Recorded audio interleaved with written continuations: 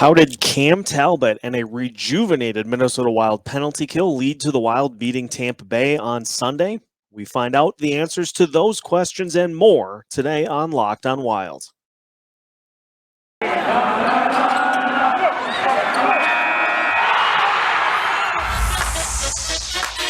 You're Locked on Wild, your daily podcast on the Minnesota Wild, part of the Locked On Podcast Network, your team every day.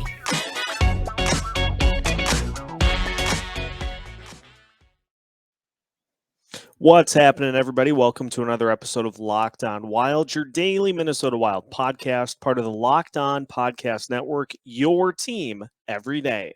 Thank you for making Locked on Wild your first listen every day. And just as a reminder, Locked on Wild is free and available wherever you listen to podcasts.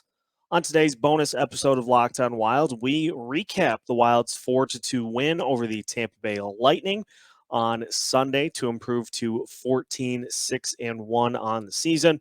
We look at some of the big keys to the win, including the Wild's penalty kill, which has been on fire recently, as has Cam Talbot. And we look at a playoff atmosphere between these two teams at the XL Energy Center. My name is Seth Topal, host of Locked on Wild, veteran Minnesota sports content producer with over a decade's worth of work looking at all Minnesota sports teams, and now helming Locked on Wild for my first full season of action after coming on late last year. Happy to have you along for today's bonus episode. Hope you had a great Thanksgiving and got a chance to enjoy some great food and enjoy some great play by the Minnesota Wild, who have now won 3 in a row after coming up just short against Tampa Bay and Florida last weekend. We have for you today a crossover segment with Adam Denker of the Locked on Lightning podcast to take a look at some of the things that Adam noticed from the game. And then we'll dive into a little bit of what really led to this Wild win. We're going to talk about Cam Talbot at length today. And we'll talk about the fact that the Wild's penalty kill is starting to round into form because the Wild are staying out of the box, which is something that they weren't able to do early on in the season. So let's get you started with a reaction from host Adam Denker of Locked on Lightning. We'll get some of our thoughts back and forth as to how things went between the Wild and the Lightning. Continuing on today's episode of Locked on Wild for a crossover segment with Locked on Lightning, as Adam Denker is joining us to recap the Wild's 4-2 win over the Tampa Bay Lightning. Thank you for making both Locked on Wild and Locked on Lightning your first listen every day. Adam, welcome to the show. Obviously, the Wild and the Lightning went toe-to-toe, and the Wild came away with a win this time after not quite being able to finish it off in Tampa. So let's just dive in and kind of talk about the game a little bit from the Lightning perspective. What were some of the things that you pulled away from the game? Well, first off, Seth, thanks for getting together for doing this. We spoke about in the offseason about doing this, so good to see that we actually came through with our promise to each other. But the thing that stuck out to me in this game, and this kind of is just the carryover from the last meeting that these two teams had, was just your boys are tough, man. They are probably one of the tougher teams that the Lightning have faced this year, and it's not so much their ability along the boards and their physical play, but it's just the way they could so much effortlessly skate with the Lightning, who are one of the most fastest teams in the league. And it doesn't faze them one bit. It really doesn't. And even when the Lightning, it seems like they have a break and they're going through the neutral zone, I mean, there's a Wild player right there behind them to pick them up. And it's really amazing to see that, kind of like a fresh breath of air for someone on the other side of it, just because you're so used to blowing guys out of the water in terms of a track race, but kind of good to see someone in a competitive way. I know obviously the result didn't pan out the way we wanted it to, but in that respect. But and I kind of said this before we started recording, your team is just so unassumingly good. I mean, you look at the names on this team and just the ability that they show in games. They don't do anything really too crazy special. They just play the game the right way. And I think that's really what was the defining factor in this game. Yeah, it just for me, it was just so fun to watch these two teams duke it out, and it very much had a playoff atmosphere to it. And as we saw in Tampa Bay, the Lightning able to get the win that time. Yeah. The Wild picking it up here. It's relentless pressure from the Wilds that I think leads to being the equalizer, is that they are able to, when needed, flick that switch, and the next thing you know, they've had the puck in the offensive zone for 2-3 shifts, and they do not back down, which can be a little bit nerve-wracking sometimes if you're having to come from late deficits. Yeah. But it leads to a team believing that they're never out of a game, no matter if they're down by 2, no matter if they're down by 3, and they just keep coming at you until they get that goal. Yeah, I mean, you hit the nail right on the head with that. And it seems like when the Wild, it really doesn't take much for them to get going in a game, whereas the Lightning, it kind of takes them the first 5 minutes of the game, and kind of what has been sort of the mantra on my show the last couple of seasons was that, let's score in the first couple of minutes and set the tone. And it's funny, in this game, we kind of saw that both teams struck early, but it was the way I think the Wild scored, especially on the first goal, that really kind of set the tone, where the Lightning were in it for the most part, but it seemed as though that the Wild were just the more confident team. And that's really what the defining factor, as well as, their play was that they just looked, and like you said, it had a playoff atmosphere, but they just looked like a team in their body language at certain points in the game, that they didn't think they were going to lose this game. And that's the thing that really shocked me, especially when you're going up against the defending champs, is that, usually there's some sort of air of nervousness or whatever. And we didn't see that tonight. And that's a little worrisome. There's very few teams in the NHL that I look at that have said, "Oh, I'm not afraid to play these guys." Not saying that this is a potential Stanley Cup Final matchup, but it might be the way these two teams play. And the Wild are definitely not a team I want to play. I mean, especially and what better example of, my point to get across is that first goal of the game. And I don't know about you, Seth, but it took me by surprise, just the nature of how that whole play and that whole sequence unfolded, where you're around the team obviously a lot more than I am. So maybe this is something that you're not surprised at all about, but what was your first impression and your initial reaction from that first goal? Well, it's been something that a lot of people in the Minnesota media sphere have been calling for, is just a little bit more aggression from a guy like Nick Bjugstad, who he started off the season great and has kind of tailed off a little bit over the last handful of games. And so, getting him going is great. And, you love to see in opportunities where a player has the opportunity to just bury the puck, that they do it. I've seen that way too many times with other guys, such as Kirill Kaprizov, and guys like Kevin Fiala, where they're passing right in front of the net as opposed to just letting it rip.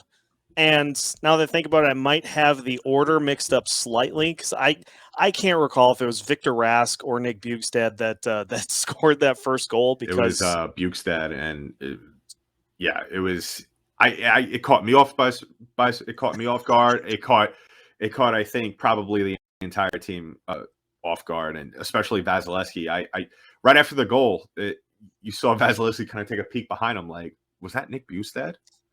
And that was the most surprising thing. You don't see that from Vazzy very often, to where he kind of just does a double take, because that was an absolute laser of a shot. The second goal was Victor Rask, where I joked with you before then, and really, as much as I like to give your team credit, my team just really has been dropping the ball in this category the last couple of games. But it's just defensive positioning and cycling.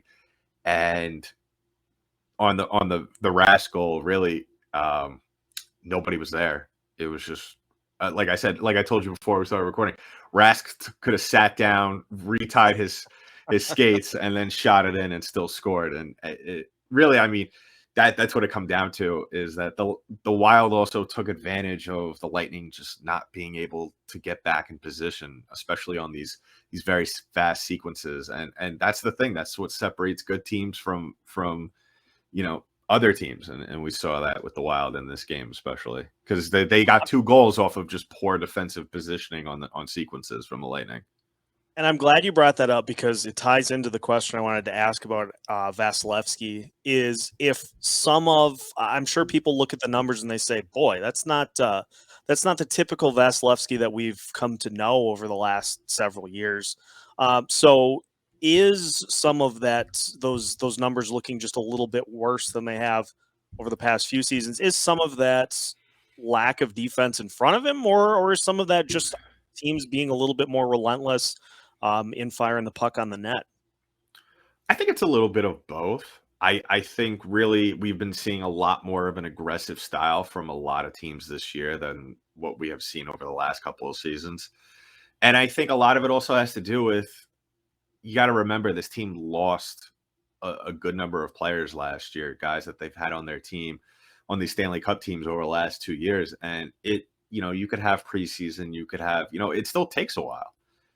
And really, we're still kind of in the phase, as well as anyone, we're still in the phase of the season where guys are still trying to figure out what kind of player they're going to be for the rest of the season. And just teams trying to just get that chemistry that will propel them into the playoffs and a potential playoff run. And I think it's a mixture of a lot of those things. And on the other side of that, Vasilevskiy is also, he's the goaltender that he needs to play as often and as much as possible to really get things going. And we saw that over the last couple of games. He had 2 consecutive shutouts and had a couple of days off between this. And the Wild just caught him on the wrong day of the week. And I mean, you saw that just by his body language after the Bukestad goal. And even the Rask goal and the Hartman goal, where, probably I would have to say 9 times out of 10, he probably saves that. But listen, the Wild are a good scoring team, and they made the most of their chances today. All in all, it leads to a 4-2 win, which improves the Wild to 14-6-1 on the season. The Lightning fall to 12-5-3 and suffer just their second road loss of the year. But 2 teams that at the end of the season figure to be deep in the playoff picture. Hopefully, this could potentially be a Stanley Cup Final matchup. That'd be very interesting. I don't envy you playing in the same conference as the Avalanche, the Blues, the Vegas Golden Knights, now even the Oilers. The list goes on of teams that are just going to be an absolute pain in the butt for you guys to get down that road. But I mean, you guys are looking fantastic. I mean, the goalie situation is great. We don't have that kind of situation in Tampa. We just have to deal with one guy really carrying the load, where on any given night, I mean, you showed it tonight, Talbot did a fantastic job in net. So, you have a number of guys in net that could beat you on any given night. And you have a lot of guys that could score. That's clear. And obviously you have that lightning in a bottle, Kaprizov. So I wouldn't be surprised to see you guys get on a long run. I know there's obviously a lot of obstacles in your way there, but yeah, that would be a great Stanley Cup matchup potentially. It would be nice to kind of make it to the West Coast a little bit instead of kind of a bubble situation as to what we've been used to over the last couple of years.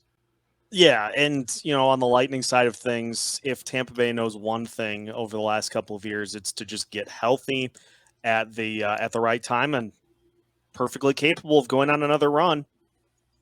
Yeah. I mean, the mantra this year with the team, and you could ask any guy on the team. I had the pleasure of having Ross Colton and Corey Perry on the show during the summer this year, and really they echoed the same thing as what Steven Stamkos said on 32 Thoughts this offseason is, let's just get in, because we know we're good enough to make the playoffs, but let's just get in, and you'll have a healthy team there. They have a couple of players out right now, Chernak, Kucherov, and now Braden Point, who went down a couple of games ago.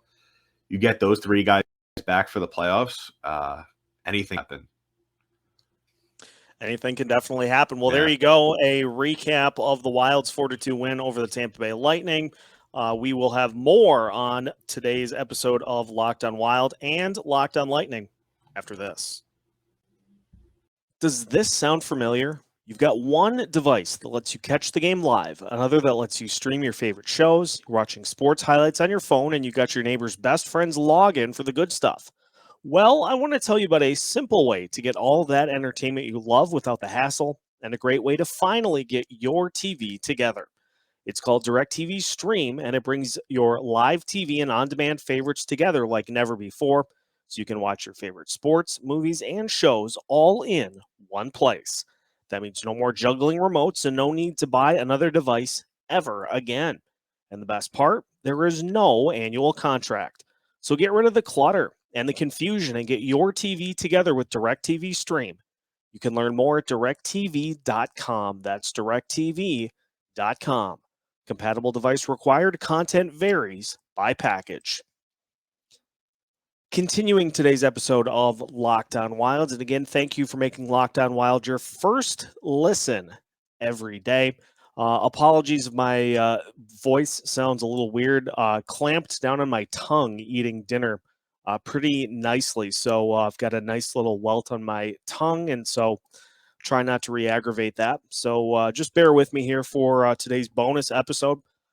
Continuing to recap the Wild's 4-2 win over the Tampa Bay Lightning. And I want to start before we dive in to what is what is the reason that the Wild were able to come away with this win. Some interesting thoughts from Lightning head coach John Cooper, courtesy of Michael Russo from a tweet earlier today. Here's what Cooper had to say after the Lightning's loss to the Wild yesterday.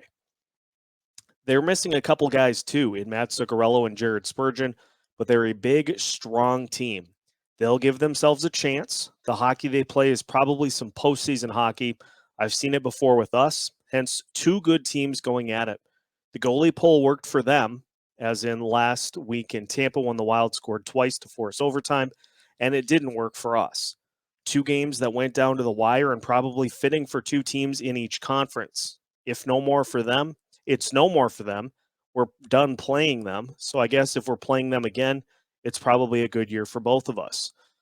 Let's just start right off the bat with how fun of a game, as we alluded to in talking with Adam today in the crossover segment.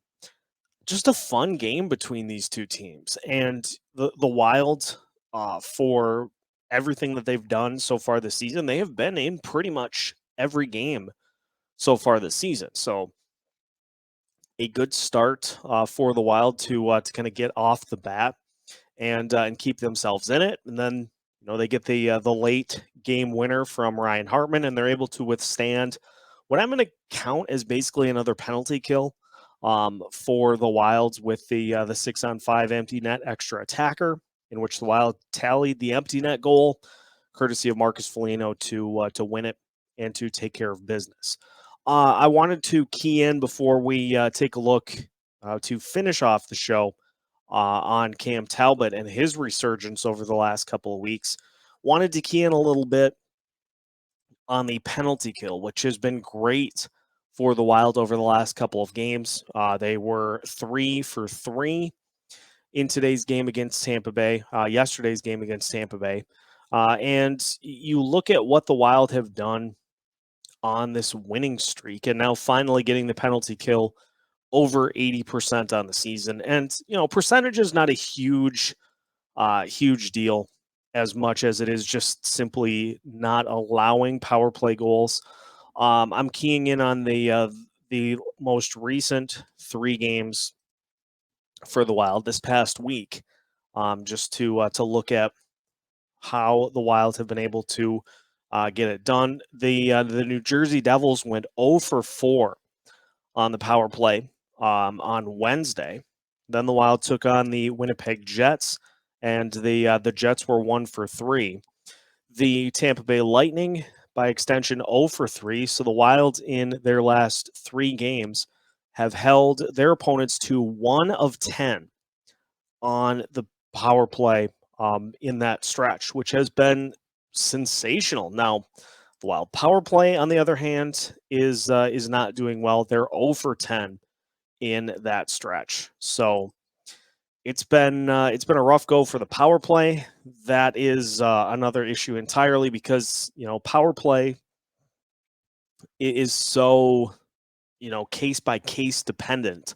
Whereas it depends on if you're being more aggressive with the puck, if you're shooting the puck more as opposed to trying to kind of pick and choose for that perfect shot.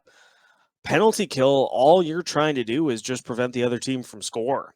So it's really easy to look at results and just see what's going on with the penalty kill.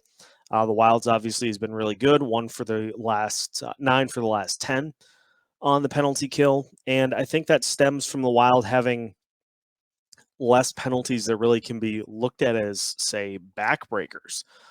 In the game against the Lightning, the Wild served 3 penalties, and each were simply 2-minute penalties, so nothing huge in that regard. And the Wild were able to successfully kill all 3 of them. And it comes down to, I think, the Wild playing a little bit more simply on the penalty kill and not trying to do so much, simply just trying to clear the puck and prevent the other team from getting opportunities. I think some of the penalty kill issues for this team have been volume of penalties that they've faced and just trying to do a little too much in trying to just chip the puck from out in front of the net, maybe not necessarily looking to clear right away. And so, a little bit of a different focus on the penalty kill for this team has done wonders. And that was evident against the Lightning once again, as the Wild were able to keep them from getting an extra attacker goal. Now I could technically count the Wild at 4 for 4 because that final few minutes of the game in which the Lightning went empty net, that counts, at least in my mind, as trying to kill off a penalty because they did have an extra attacker than the Wild did, and the Wild did just fine. They got the empty netter, and were able to come away with the win. I think the power play issues, as I alluded to, is something that we can look at a little bit more, and we will later this week. But the fact that the Wild have been so good in 5-on-5, it really hasn't hurt them as much as some of the power play goals that they give up have. And the fact that now the penalty kill has been tightened up and has been humming along. That has helped this Wild team just click along and continue to pick up wins. So a great effort by the penalty kill in the win against the Lightning, and that went a long way to helping the Wild come away with their 14th win on the season. We are going to continue today's breakdown bonus episode of the win over the Tampa Bay Lightning. We'll talk about Cam Talbot and his hot stretch that has helped the Wilds really shore up things between the pipes. That is coming up next here on Locked on Wild. It's here, the best Monday of the year. That, of course, is Cyber Monday, and Built.com is the place to aim your mouse. You can get at least 20% off everything delicious and healthy. That is 20% off site-wide. There are even bigger discounts on Built Boost, Broth, and Built Swag. A brand new Built Bar flavor has landed just in time for Cyber Monday. Caramel Almond Delight, and it delivers everything it promises. Caramelized chocolate, check. Almonds, check. Delightful, double check. Be sure to get yours before they're gone. Each bar is 150 calories and contains 17 grams of protein. And this season, maybe you're craving white chocolate. For a limited time, get a special new Built Bar Puffs flavor, white chocolate cheesecake. The yummy protein treat filled with marshmallowy center covered in white chocolate. That bar contains 140 calories and only 17 grams of protein. 'Tis the season to save and to give your taste buds the gift of Built Bar. So head to Built.com for these incredible tasting new bars and 20% off everything. Head to Built.com, enter code LOCKED20 before it's too late. The holiday season is here, and we know what that means: football. And nothing goes better with football than turkey and betting. BetOnline.ag has you covered all holiday season with more props, odds, and lines than ever before. BetOnline.ag remains your number one spot for all the sports action this holiday season. So head to their new updated desktop or mobile website to sign up today and receive your 50% welcome bonus with the promo code LOCKEDON. It's not just football either. BetOnline.ag has pro and college hoops, the NHL, boxing, UFC, and even your favorite Vegas casino games. Don't wait to take advantage of all the amazing offers available for the 2021 season. BetOnline.ag is the fastest and easiest way to bet on all of your favorite sports. BetOnline.ag, they are stuffed with deals this holiday season. Final segment of today's episode of Locked On Wild. And once again, thank you for making Locked On Wild your first listen every day. Just as a reminder, we are free and available wherever you listen to podcasts. Final segment of today's bonus breakdown of the Wild's win over the Tampa Bay Lightning by a score of 4-2. And we got to talk about Cam Talbot's latest standout effort, which has really helped turn things around between the pipes for the Wild. Now, the results haven't been atrocious. I mean, the results even haven't been bad. They just haven't been what we saw from Talbot last year. And we, I think, too often relied on Talbot to step up and steal games. We talked about this with Brett Marshall of the Sound the Foghorn podcast last week, in that we really haven't seen a Wild goalie step up and steal a game yet this season. That changed on Wednesday as the Wild were able to get the win against the New Jersey Devils 3-2, widely considered a steal of a game for Cam Talbot, who had 40 saves on the night.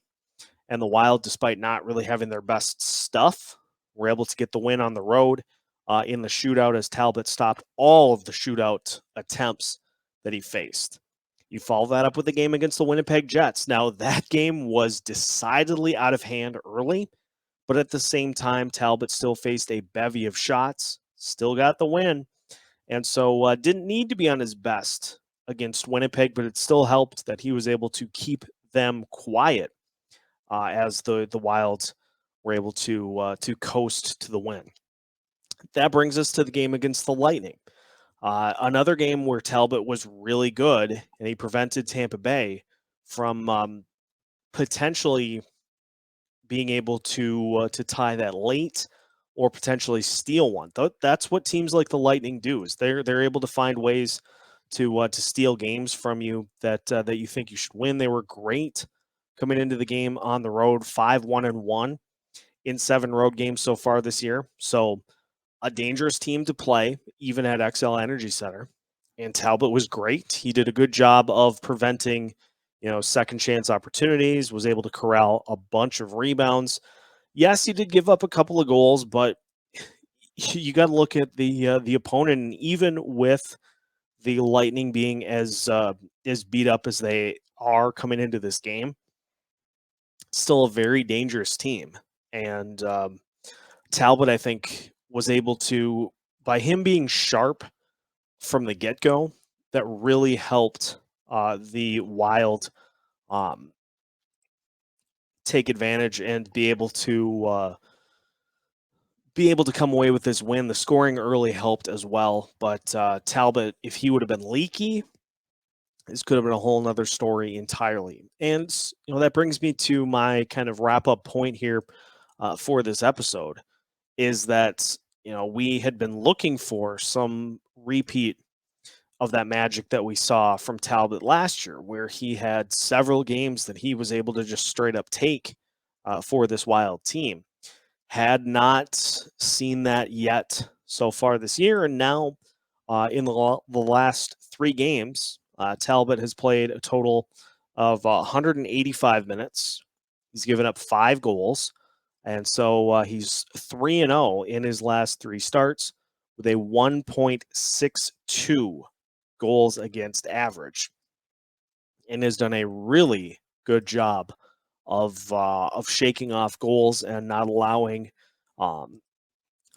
things to balloon and to get out of hand. That New Jersey game is a perfect example of that. Gave up the game tying goal with like a minute left to play in regulation.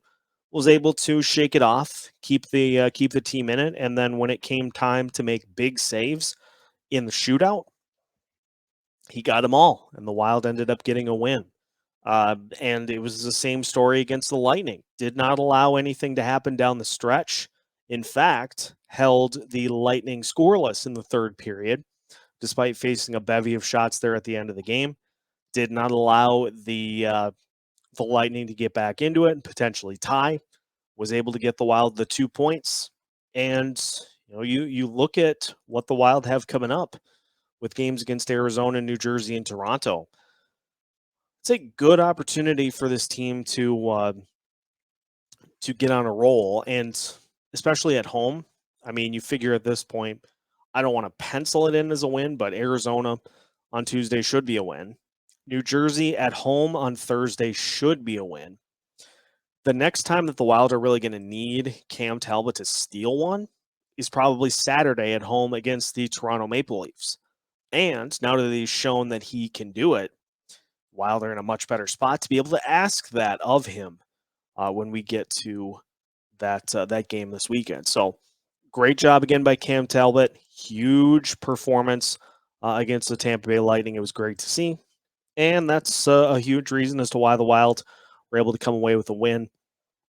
Had the unsung performances once again of Ryan Hartman and Marcus Foligno, Nick Bjugstad as well, and Victor Rask all chipping in to help the Wild pick up this win. We will have more throughout the week as the Wild watch their schedule post-Thanksgiving unfold. So make sure to keep it tuned right here to Locked On Wild for all the Minnesota Wild content you can possibly handle. Now that your first, technically second listen of the day is done with this bonus episode, make sure that you send it over to Locked On Bets for your second listen of the day. Your daily one-stop shop for all your gambling needs. Locked On Bets, hosted by your boy Q, with expert analysis and insight from Lee Sterling. Locked On Bets is free and available on all podcast platforms. Just like Locked On Wild, we're available wherever you listen to podcasts. Make sure to check us out on social media, Facebook, Twitter, Instagram, YouTube as well. We are available everywhere and trying to keep you as up to date on Minnesota Wild coverage as we possibly can. If a puck drops in the state of hockey, Locked On Wild has you covered with new episodes every Monday through Friday as part of the Locked On Podcast Network.